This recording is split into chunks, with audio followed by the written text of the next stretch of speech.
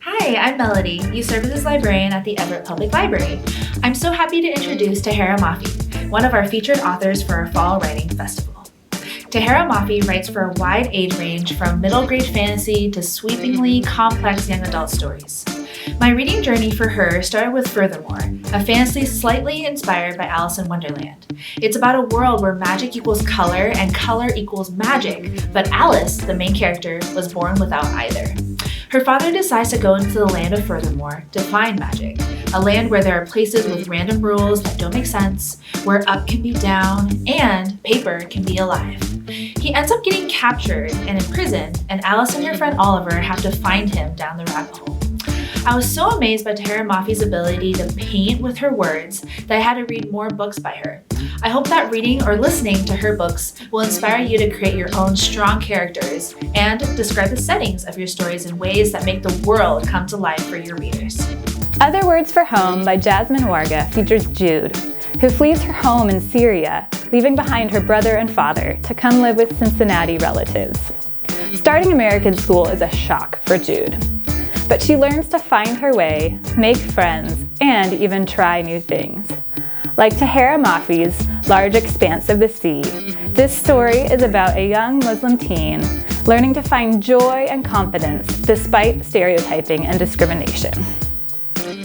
If you like dystopian stories like Tehereh Mafi's Shatter Me series, try Warcross by Marie Lu, or pretty much anything by Marie Lu. In a world where virtual reality is an escape from a doomed reality for nearly 90% of the population, much like Ready Player One, but with some pretty cool characters. One of those characters is Mika Chen, who is a rainbow-haired teen hacker and loner because she's all by herself after her dad died. She bounty hunts in the VR world of Warcross to make ends meet. That is until she takes a risk and hacks into the opening ceremony of the International Warcross Championship, where she accidentally glitches herself into the game and into the action. She becomes an overnight sensation with the whole entire world.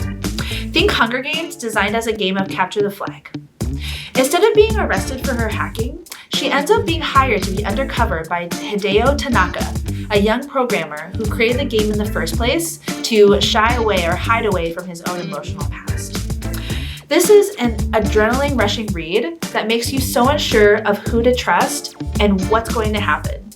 Marie Lu writes with just enough description to understand and be immersed in the world that she creates for you, but leaves enough room for you to piece together your own imagination, and loving the characters while you're at it.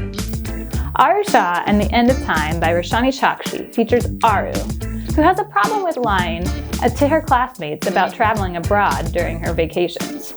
When two classmates catch her in a lie during her fall break, she decides to prove how cool she is by lighting the forbidden lamp of Bharata, one of the artifacts in her home, which is also the Museum of Ancient Indian Art and Culture.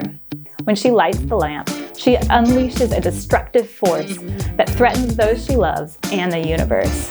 Like Tehereh Mafi's Furthermore, Aro journeys to another dimension to try to save those she loves, and she also tries to save the world while she's at it.